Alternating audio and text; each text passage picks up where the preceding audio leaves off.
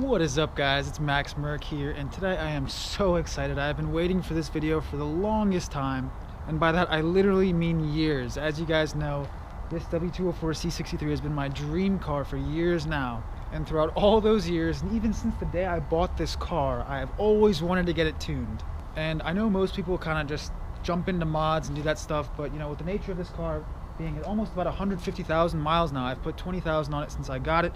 I've really wanted to make sure everything is all sorted out before I start throwing more power at it. And since you guys have last seen an update on this car, it's been through quite a bit. So as you guys remember, my last update on this car was after I unfortunately hit a deer, and luckily, as you can see, everything's all sorted back out now. The car's got a new hood, new front bumper, new daytime running lights, a new passenger side headlight, the ILS headlight, the Intelligent Light System headlight. So it was a pretty expensive headlight. I had to go through insurance on this whole thing, so they had to repaint the front passenger fender as well because it had messed up the paint a little bit. So you know, I made sure they had that repainted as well. It's got a new grille, new badges on the sides. You know, it was a very thorough job, and I was lucky enough for insurance to actually cover the front paint protection film that was previously on the car when I bought it. It had a partial front paint protection film. Luckily, when you have full coverage, they give you up to $1,000 accessory damage, which is what the paint protection film fell under. So as you can see, or as you hopefully cannot see, there is actually a brand new partial paint protection film. As you can see, there's the line right there. So it cuts off here. So everything from here forward is protected in SunTech paint protection film. And you can barely see it, but the mirror caps do also have a paint protection film on them as well. Had the valve cover gaskets done as well, and then as you know, on the 2011 plus M156 motors actually got a plastic valve cover. So the 2010 and prior M156 cars had aluminum valve covers, and then the 2011 plus with the updated head bolts and a few revised parts unfortunately got plastic valve covers, so one of them cracked on mine. It's actually very common, so if you have a 2011 plus M156, check your valve covers for cracks. Also replaced the sway bar links, and there's also a passenger airbag recall, the Takata airbag recall. I got that done at the dealership. Then I went ahead and replaced all the injectors myself, because once again, another notorious M156 issue is the injectors sticking open and dumping too much fuel into the motor and hydrolocking the motor. So I've started to see that kind of happen more and more on these online forums and Facebook groups. So I saw that, and that started to scare me, and being at 150,000 miles, I just didn't want to take any risks. Also put two new Michelins on the back and got my rear LSD, the limited slip diff, serviced. So pretty much all new fluids and everything, engine oil, everything, all the filters are good. Transmission has been serviced, diff has been serviced, injectors are new, valve cover gaskets, and I'm pretty much finally at the point where I feel comfortable throwing more power at the car with the mileage it has and still being reliable. But now, with the quick little update about my car aside, let me give you a little background knowledge about M156 tunes in general and tuning this platform. So when these M156 cars came out in 2007 for North America, the S63 outputted about 518, almost 520 horsepower to the crank, which was pretty much the priciest model, the S63, and then in the E63 they had about 507 horsepower, and then when the C63 came out in North America in 2008, they gave it 451 horsepower. But the thing is, these are all identical motors. As you know, it's cheaper for them to develop one AMG motor and then put it in all their lineups, and then using software limit the cheaper lower model cars, because you know they're obviously not going to sell, you know, a $70,000-ish C63 at the time with the same 518 horsepower that they're going to put in their $150,000 plus S63. So pretty much all these M156s are created equal. In terms of power, you can get pretty much the same power out of all of them. Granted, you know, the 507 performance package cars did get other stuff. You know, the P30s had a little bit different, stiffer suspension. They have carbon fiber stuff. You know, two-piece brakes, but in terms of the motor itself, a little bit different internals. So they had some stuff from the SLS, some forged parts. I believe they're a little more lightweight, rev a little bit faster. So from a marketing standpoint, it makes complete sense why Mercedes did this. You know, charge more for the P30, P31 package cars and raise the horsepower to 480. Now, my car is a base tune car. So this car has 451 horsepower when it was new to the crank, and is essentially the least powerful M156 from the factory. But the plus side to that is that this car will benefit the most from a tune alone. You know, if you have an E63 and an S63 that already has 510, 520 horsepower, you can only really bump this up to, most tuners claim, around 540, 550 horsepower to the crank. tune alone, maybe with filters, drop-in filters, stuff like that. But around 540, 550 crank horsepower is what they can get out of these safely and reliably. So that's a pretty big jump from my car being 450 to around 540, 550-ish. Whereas if you already have a 507, for example, you're only getting about 40 horsepower, which is not nearly the same as 80 to 90 horsepower. So that is why I am so excited, because this car has the most to gain from a tune. So now with a little background on the M156, let me go ahead and show you guys the tuner and who I went with and what this process is, because this is pretty much my first time doing any of this. I believe the way that Mercedes and AMG limited these M156s, the cheaper, more base cars, to less horsepower was actually by adjusting how much the throttle body opens and closes. So on these base tune cars, they would not open all the way, and on the 507s and on S63 and all that other stuff, they open the throttle bodies more through software. So this is the Handheld. This is the My Genius handheld tuner from DimSport.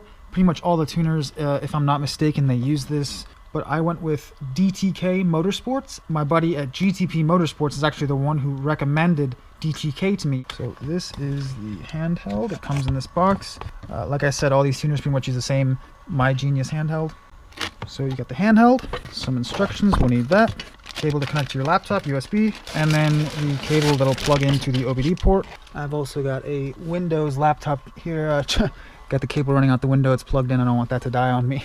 But I was going to use a MacBook, but I don't believe you can use a MacBook to do this process. You need a Windows device. Alright, I've finally gone ahead and followed the instructions on here, downloaded the My Genius client software, along with updated my laptop for everything that the software needs. So let's go ahead and hit accept. Going to go ahead and open it up. New updates are present. Close the program and proceed with the update. Yes. Okay, so now that the My Genius software on the laptop has been updated, I've gone ahead and plugged in the My Genius Handheld. USB communication activated, it says. Okay, now on here it has an update for the Handheld itself, so I'm going to go ahead and update the Handheld. So I have the My Genius hooked up to the car now. It's telling me to hook up the car to a battery charger. Switch on the dashboard, check the connections, and press OK. Dashboard's on. Okay, starting communication. Switch off the dashboard to continue. Okay, protocol identify. Okay. Okay, so it seems pretty straightforward. It basically just hit work. It's the first one on the menu. It's a pretty straightforward handheld system. It looks like it's reading the ECU file. Task successfully completed. Okay. Okay, now it's hooked into the laptop. Okay, now we have the options to download from My Genius and upload. I'm going to download the stock ECU file. So it's going to go ahead and download the original ECU file.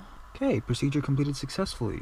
Okay, now I'm going to assume that I have to send this stock ECU file over to Dimitri from DTK Motorsports. Tell him mods to the car, which are so far just a secondary cat delete, and then I've deleted the charcoal filters. I'm going to let him know about those. Then I assume he's going to work his magic and send me back a tuned ECU file, which I can probably just as easily upload back onto the car. And that's about all I can do for right now. Now we got the tuned ECU file back in my email. I literally haven't done anything. I woke up, saw that it was in my email, tossed something on, got the camera, and said, let's just do this right now. So I'm going to be showing you guys the complete process. I haven't done anything. So now what I'm going to have to do is load the tuned ECU file onto the My Genius Handheld. Hook up the USB to the laptop, and then the other end to the My Genius. Okay, so now it is hooked up. Now I'm going to go ahead and hit the upload to My Genius. So My Genius device connected. Continue with the wizard. I save the file to my downloads. So note tuned file. Okay. We'll upload, confirm. This is actually a very straightforward process. Procedure completed successfully. That's what we like to see. Now I've got the My Genius hooked up to the OBD port of the car, and here on the main menu I'm going to see it says work, select, writing, info tune file. We're going to hit OK. Please connect your vehicle to a stabilized battery. Alright. Set that to AGM. Switch on the dashboard, check the connections, and press OK to continue. So we'll switch on the dashboard. Okay, starting communication. Switch off the dashboard to continue. Switch on the dashboard once more.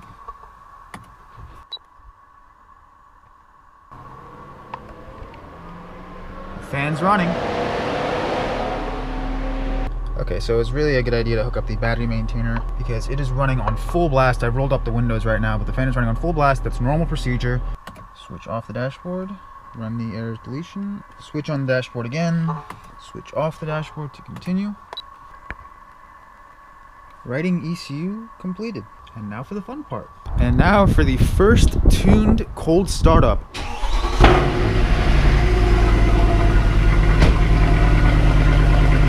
Now we're at the exciting part. So the car's already warmed up. When you leave it in comfort, you can drive this car smoothly, normally. There's no jerkiness, there's no complaints in terms of ride quality.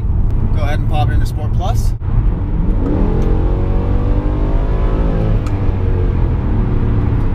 These aren't even full throttle pulls. Where with the stock M156, I feel that it has more in it, at least with the base tune C63 at 450 horsepower, where you can kind of feel that it has more left in it. With the DTK tune, in the higher rev range, it just keeps pulling harder and harder.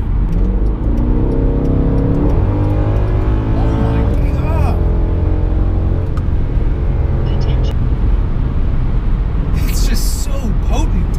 Right about 3,500, 4,000 RPM, it just starts pulling a lot harder.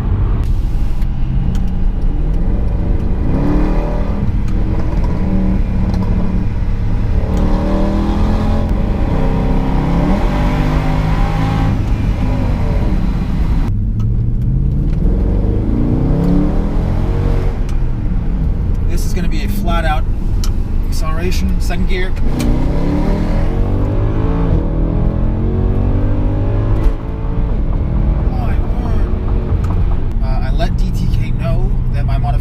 Secondary cat delete as well as a charcoal filter delete. He told me that the DTK tune is good for around 540, 550 crank horsepower, roughly, with a proper intake such as row boxes, as well as upgraded performance filters. But I'm just sticking with the stock air filters as well as just the charcoal filter delete. So I'd say I'm probably a little less than that, maybe 530-ish, between 520 to 540-ish horsepower. Crank. Great thing about the My Genius is I believe you can switch between the stock map and the tuned map files. So if I ever do, hopefully one day, get this car dynoed, because of almost 150,000 miles on this car, I'd like to get it dynoed just out of curiosity to see what the gains are, where it sits. But just in terms of butt dyno,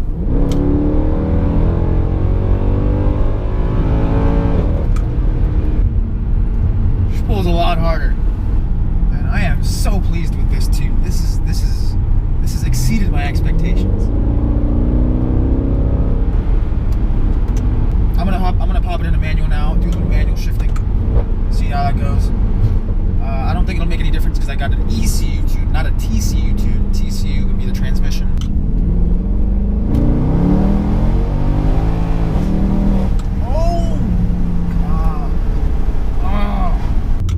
As I mentioned earlier in this video, this was a base tune car, so this car is going to feel the most gains from DTK's tune, or any tune for that matter, compared to a P31 car, a 507 car, simply because this car had the most amount of power limited from the factory, that the DTK's ECU tune is able to unlock that power and a little bit more on top.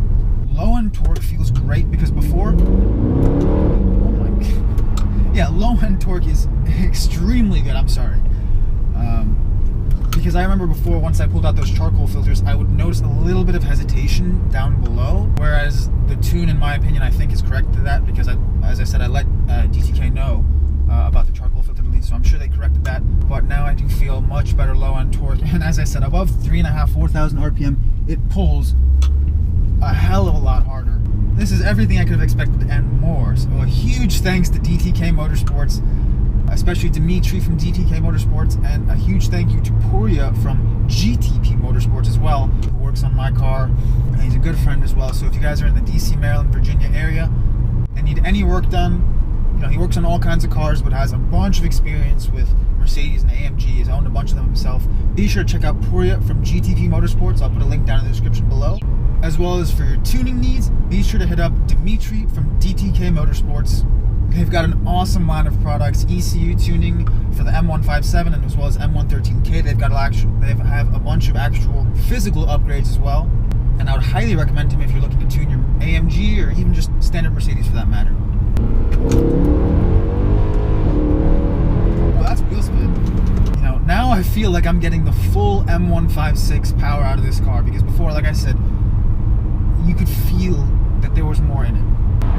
Before I end the video, I'll give you guys some closing thoughts.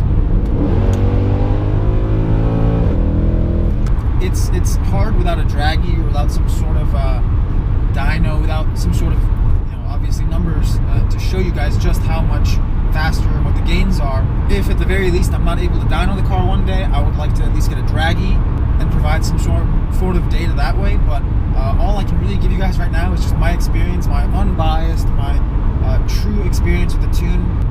Additionally, the speed limiter, I'm not going to test that, but the speed limiter that was there should now be gone. And another bonus that I mentioned earlier is with DTK, compared to the competitors, you do get free retunes. Down the line, if I do decide to go headers, get a proper, intake, air filters, or go E85, which I don't think I'll be going E85, but, down the line, if I ever do anything, it'll be as easy to reach out to Dimitri at DTK once again and get another map file to load onto the My Genius, which I can then hook up to the computers. Well, same process, everything's the same, and then upload it onto the car.